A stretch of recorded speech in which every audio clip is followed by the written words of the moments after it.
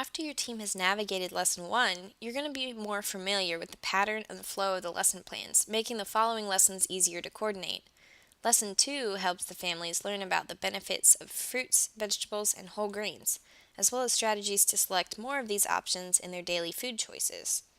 Even though this is not your first week, it's recommended for the facilitators, instructors, and assistants to still arrive 30 minutes prior to class to help set up and talk about the flow of class. Spend at least 5 to 10 minutes talking about roles and how you're going to coordinate timing for today's lesson. As you can see on page I-5 of your instructor guide, Lesson 2 starts off like each of the other lessons. After the families arrive, the facilitator should welcome the group and engage them in a conversation reviewing last week's topics. You should also invite the families to share their experiences with the goals that they set last week. As with all instruction in this course, this portion should use facilitated dialogue, with the facilitator asking open-ended questions, such as, who would be willing to share how they tried to meet their goal over the past week? Be sure to engage both adults and children, including questions prefaced by, this one's just for the kids, or adults, as needed. If you have any last-minute additions to your role, or if you want to reinforce the structure of the class, feel free to go over the typical flow of class and the graduation requirements again. After reviewing the past lesson, transition to the topic of that day. Lesson 2 is about encouraging the families to incorporate fruits, vegetables, and whole grains into their diet. Consider starting off with questions that get the group excited, like, who likes adventures? And then, who likes to be adventurous when they eat? As you transition into the nutrition portion of the class, the nutrition instructor should divide the group into adults on one side of the room and children on the other. Explain that we're going to have a discussion with the parents about healthy tips for their families while the children do an activity. Dividing the class will help you connect with each group on their learning level and keep everybody engaged. The nutrition instructor should lead the conversation with the parents, opening up discussion by asking what their typical experience is at meal times and if they have any recurring arguments, especially about fruits and vegetables. Keep in mind that the instructor is here to guide the conversation, but that the goal is for the parents to share with each other about their challenges and strategies for promoting healthy eating at home. After giving the parents time to share, refer to the Making Mealtimes Peaceful handout. Explain that each family is different, so there's no magic bullet to getting your family to eat healthy. But the listed on this handout are strategies that have been proven by research to be effective for some families. Look over the list together and ask what strategies stick out to them as ones that they would like to try, and also ask what they've found effective in the past. Encourage parents to set specific goals that they could use at home and write them on the handout.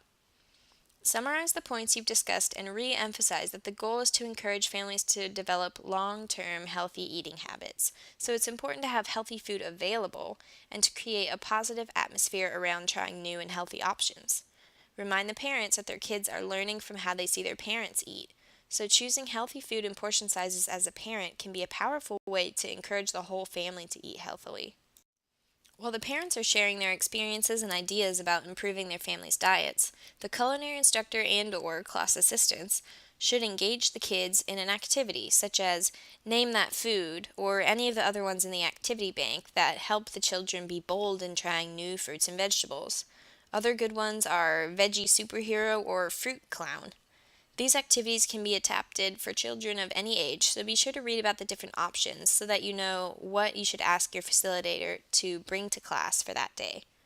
Very young children, for example, might not recognize cut-up fruits and vegetables, so guessing their identities in a taste test would be appropriately challenging. Older kids might recognize the cut-up fruit or even lose interest in making fruit faces, so you can challenge them by including less familiar foods. Maybe try to find some unconventionally colored items like purple carrots, or increase the difficulty by making it a blind taste test with a blindfold. The instructors leading the activity should strive to keep the atmosphere positive, emphasizing being adventurous when we eat, but they shouldn't try to force a child to eat anything that they refuse to eat. Once the groups are finished, the nutrition instructor should bring the class back together and give the children time to share with their parents about what they just sampled. Using the discussion outline on page I-6 of your instructor guide, lead the class into a conversation about fresh, frozen, and canned produce, and then introduce whole grains. The nutrition instructor should be sure to see what the class knows about whole grains and discuss the benefits of eating them. Including a hands-on label reading activity with commonly eaten grains can help the families learn how to read the ingredients list to determine if an item is truly whole grain.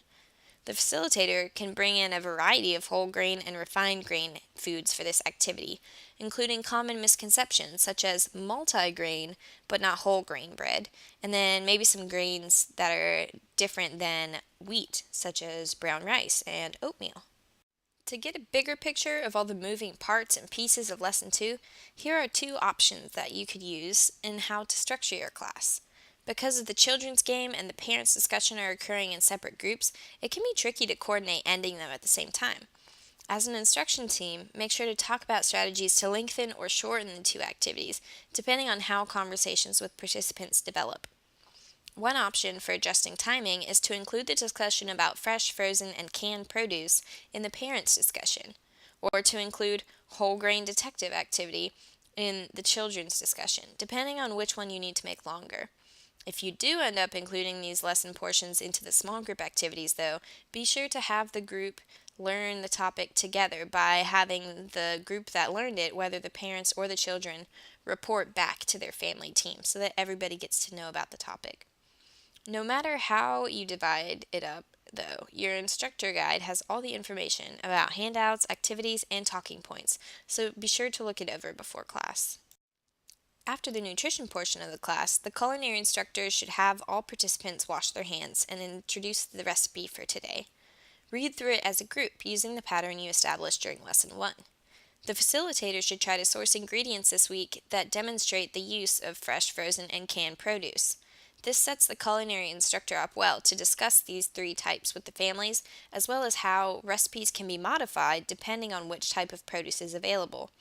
The handout, Cooking Produce and Whole Grains, on page 16 can be helpful during this discussion to show participants how to cook the ingredients that come up during the discussion and how to adapt recipes. Delegate tasks and cook together, following the tips in your instructor guide for topics of conversation to go over as you cook. Be sure to introduce the new food safety skills for this week: washing produce, rinsing the tops of can before use, and inspecting frozen produce. Just like you did the first week, guide the families in setting up for the meal and eating together once everybody has their food. The culinary instructor should ask participants to fill their plate according to My Plate, encouraging everyone to try new items and celebrating people who are trying something new for them. While everyone is eating together, the facilitator should engage the group in conversation, following the suggestions laid out in the instructor guide. The conversation should include a brainstorming session in which the families discuss how they could add more fruits, vegetables, and whole grains into foods they commonly prepare. The facilitator should also refer the families to a handout on the exact same topic on page 17 for some good ideas. The facilitator should end the class by summarizing the key messages and introducing the weekly challenge. Like with Lesson 1, the families should be given time to discuss this together and select a challenge to work on during the upcoming week. After listening to them share their goals, the facilitator should invite the families to help clean up, delegating tasks as necessary.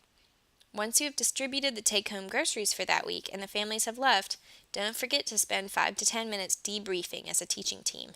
Be sure to talk about what went well, what to improve on, and how to prepare for the next week before heading on your separate ways.